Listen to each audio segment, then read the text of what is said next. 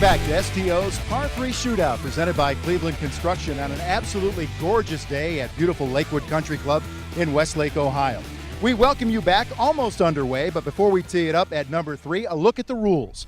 USGA rules are in effect, and our rules committee consists of our own Jimmy Hanlon and the course professional at Lakewood Country Club.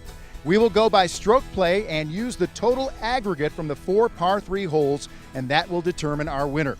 If we need a tiebreaker, we'll tee it up from the last hole of competition, and then it becomes a closest to the pin competition, and the shot must be on the green.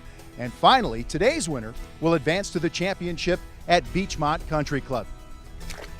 That's right, Vince. And the winner of this year's Par 3 Shootout will receive a 4-day, 3-night golf getaway for 4 to the legendary Pinehurst area, courtesy of Tobacco Road Golf Packages. For more information, log on to tobaccoroadtravel.com. So much to play for, Jimmy, and what a great place to begin here at number 3, a daunting little par 3. Set us up. Hey, you know what, Vince? It's a beautiful par 3, pins all the way in the back today. You can't be long on this hole. That's the one thing that the players have to, they have to know. If the ball goes over the green here, very difficult up and down. The hole looks flat, Vince, but it actually is a little bit uphill. So, if you're in between clubs here, you want to take one more club, which is real important. But the key here, no win, Vince. No excuses here. There's nothing but you, the ball, and the green, so it's time to knock it out. Absolutely perfect conditions, and like you said, these players will have a choice in terms of club selection, and I think our first player is going to help determine the club selection for those who follow. And that first player is large Lenny Barker. With 7-iron in hand, he will start our competition. If Lenny can hit a good shot, it's a lot of pressure on these guys, to go ahead and make that shot. But from a standpoint, there are nerves. These guys have obviously played a lot of sports, and they handle that type of nerves.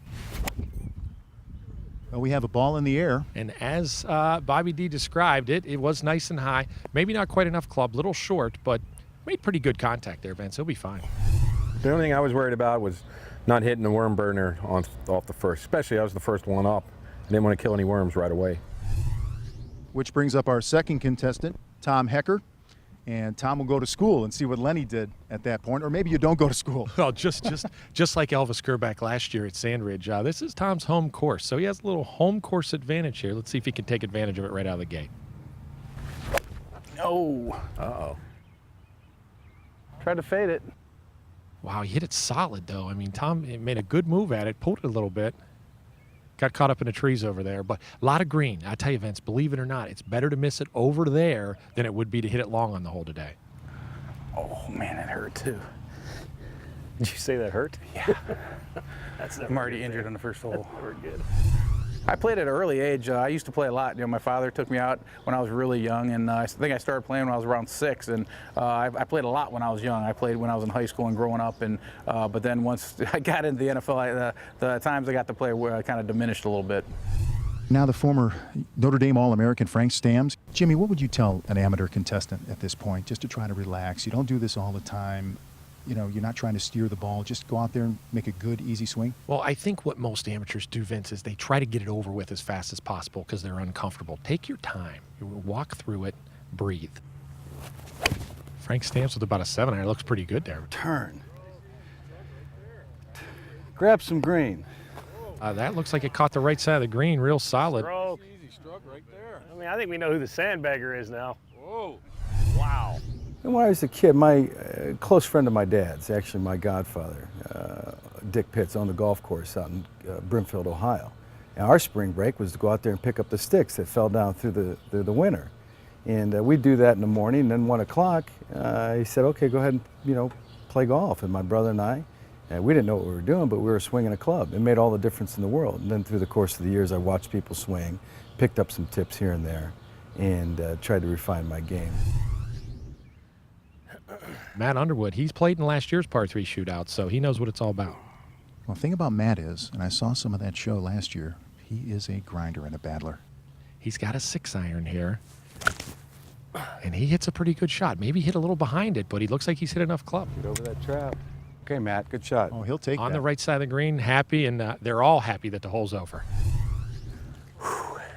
You know what? Still getting nervous. I got up, that was fine. As soon as I got over the ball, I was like, oh boy, here it comes again. So the key is swing fast, get out of there, get it out of your way, get it out of your system, and now we're good to go. Well, Jimmy, I think the good news for Lenny here is, though he was short, he's got plenty of green to work with. He does. You know, this bunker's going to be a little intimidating in front of him, but has a lot of green, and, you know, he can just pop it on the green, and it'll release to the hole for sure. Oh, nicely done by Lenny right here, Vince. Popped it right up in the air. Look at that. Released a little bit. Good touch for a big man. All right. Huh? Thank you very much. Nicely done. Very nicely He'll done. have that for par. Well done. As for Tom Hecker, a little bit of a different story here. You saw this shot. What did you see? He doesn't have much here. He's got to go under the tree and over the bunker. Through the hills we go, huh? That's quite a journey. Get up. Oh, I'll tell you what. I don't know What if a that was great what he was result. looking for, but he'll take it, won't he? I mean, that was a very good result from No, there. that's a terrific result. He'll give himself a chance at par as well. Well, Frank Stam's just off the green. He's got about 40 feet here, Vince, and you know, these greens are quick, as you can see, and somewhat undulated. It'll be interesting to see the first putt of the day what happens. All right, this is for birdie.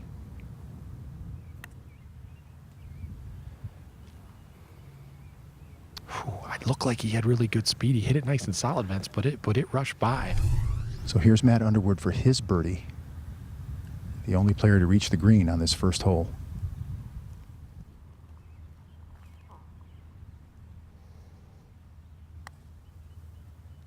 It's a nice putt there. That looks like some nice touch right there. He learned a little bit from Frank. Good Mm. ball Good there. putt. Nice putt. Nice putt. Now here's Tom, and this would be an incredible up and down if he knocks down this putt for his 3. I was shocked, I don't know about you, that he was able to get that shot on the green. I mean, it looked impossible from where we were standing. He should know these greens. This is his home course, Vince. Not bad. He looked Yeah. like he kind of stubbed it a little bit. Yeah, it wasn't his best effort, but you know, he got it up there, and like we said, he's hopefully can stay away from that big number. All right, Len Barker 7 feet away for his par.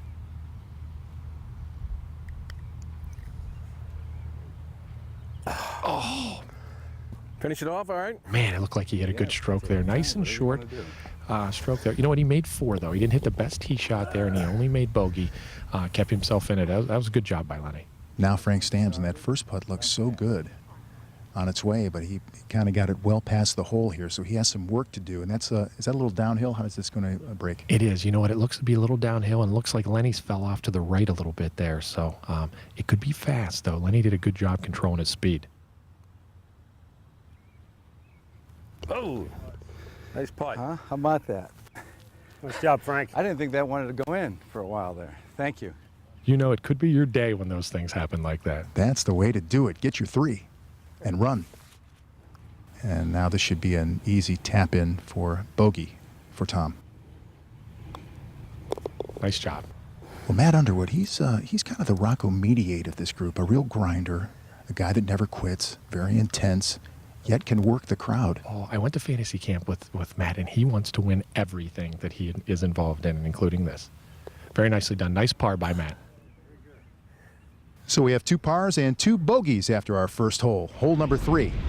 All right, Frank, how good is it to get that first hole out of the gate with all these cameras and all these people around? Oh, it's great. I used to think playing football I was nervous. It's nothing like golf. I mean, hitting a golf ball is 10 times harder than hitting a running back. Okay, well, let me ask you this. Now, I saw you hit the putt and you started walking. Was that because you thought it was in, or were you going to tap it in for 4? Well, if you notice, on my walk, I decelerated. The closer I got to the hole, I thought it was in, and then that thing really started to work its way left, and that's when I backed up a little bit. But thankfully, I got the English on it. You got a nice golf swing, Frank. I mean, you hit a real nice solid shot there. I mean, right out of the gate. It's got to make you feel comfortable, hit that first ball solid, huh? It does. I grew up basically on working a golf course, and great. I learned how to swing a club at an early age, so it's really carried over to where I am now. So That's super. Now, tied for the lead in a golf tournament. Is that a first for Frank Stamps right now? It's definitely a first. I'm thinking about going home right now, so it's definitely a first. Well, all you got to do, Matt Underwood, you know, he's about half your size right now, so we can get rid of him if we need to. Well, I wish you would, because, you know, for me to do it, it's against the rules. I believe in golf, yeah. That is against the rules. Well, good luck. We're going to head to the next par 3, and let's keep that lead, all right? Thanks, Jimmy. Thanks, Frank. Thank you. Yep. It's amazing. You can be calm and no problem, and then the minute you're up, you just start thinking about it again. Oh, yeah. Go to your happy place. But Frank Stamps coming off the edge with a par on his first hole. Frank Stams and Matt Underwood both at even with their pars. Len Barker and Tom Hecker are just a shot back. We'll be right back with our next hole, number 5, 174-yard par 3, as the par 3 shootout continues.